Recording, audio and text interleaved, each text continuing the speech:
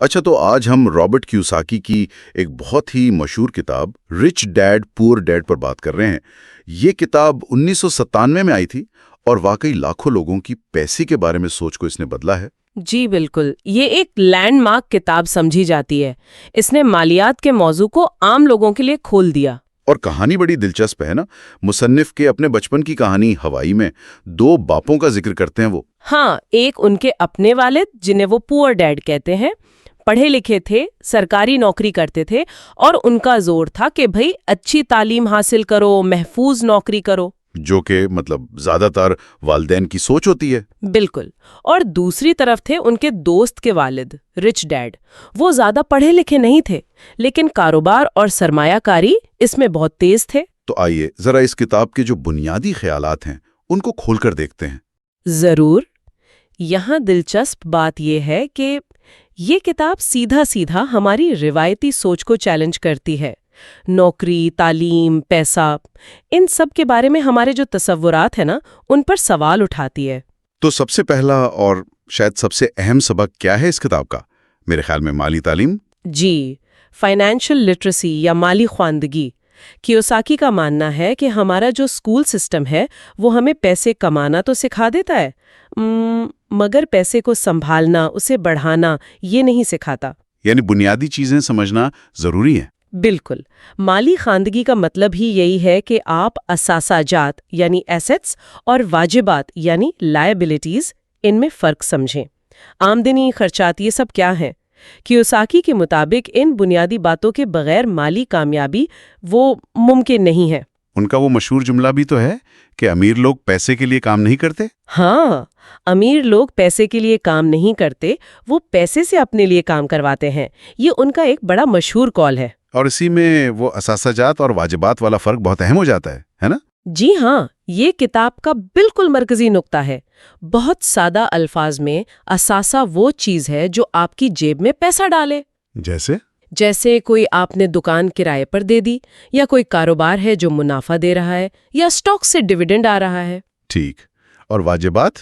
واجبات وہ ہیں جو آپ کی جیب سے پیسہ نکالیں، جیسے گاڑی کی قسطیں، اس کا پیٹرول، مینٹیننس، یا ذاتی استعمال کا گھر جس پر آپ ٹیکس دے رہے ہیں، مرمت کروا رہے ہیں۔ اچھا، تو صرف کوئی چیز خرید لینا اسے اثاثہ نہیں بنا دیتا؟ بالکل نہیں، جب تک وہ چیز آپ کے لیے آمدنی پیدا نہ کریں۔ کیوساکی کے مطابق وہ اثاثہ نہیں بلکہ واجبات ہو سکتی ہے۔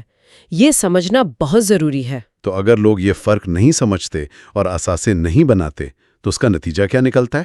وہ ریٹ ریس والی بات؟ جی، چوہا دوڑ۔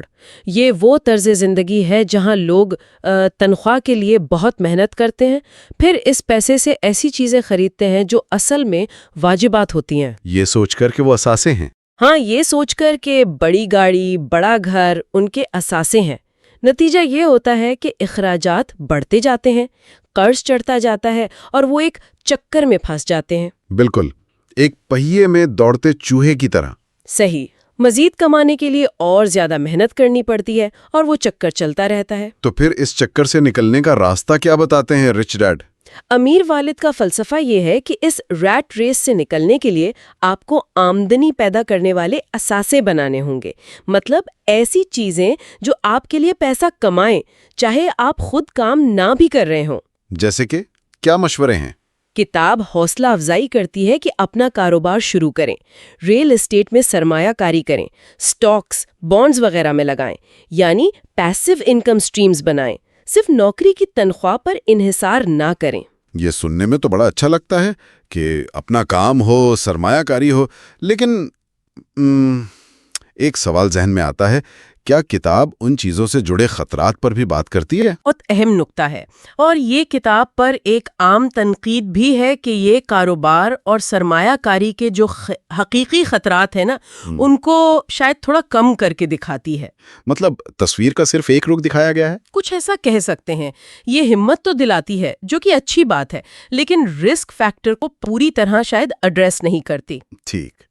اس کے علاوہ کتاب میں ایک اور بات پر زور ہے کہ کامیابی صرف پیسوں یا تکنیک کا کھیل نہیں، ذہنیت یعنی مائنڈ سیٹ کا بھی بڑا کردار ہے۔ جی ہاں، کیوساکی اس پر بہت زور دیتے ہیں کہ دولت مند بننے کے لیے آپ کی سوچ مثبت ہونی چاہیے، خود اعتمادی ہو، ناکامی کا ڈر نہ ہو یا کم ہو۔ اور خطرہ مول لینے کی ہمت؟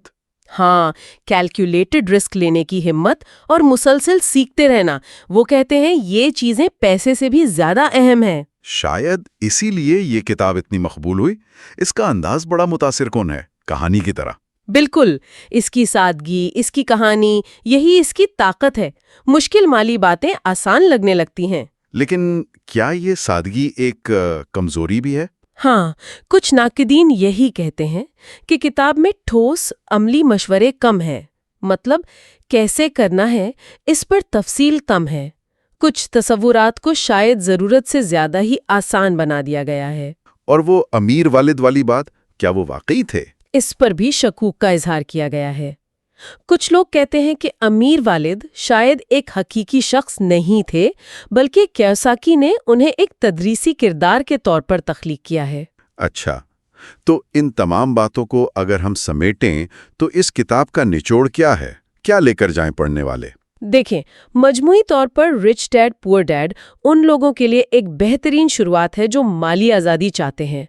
یہ آپ کی سوچ کو جھنجھوڑتی ہے، آپ کو مالی تعلیم کی اہمیت کا احساس دلاتی ہے، اور اثاثے بنانے کی ترغیب دیتی ہے۔ جی، اور پیسے کے بارے میں روایتی سوچ سے ہٹ کر سوچنے پر مجبور کرتی ہے۔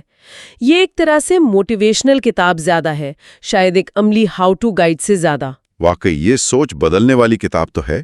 بالکل۔ اور آخر میں، چونکہ کتاب اثاثے بنانے پر بہت فوکس کرتی ہے، ایک نقطہ سوچنے کے لیے چھوڑا جا سکتا ہے۔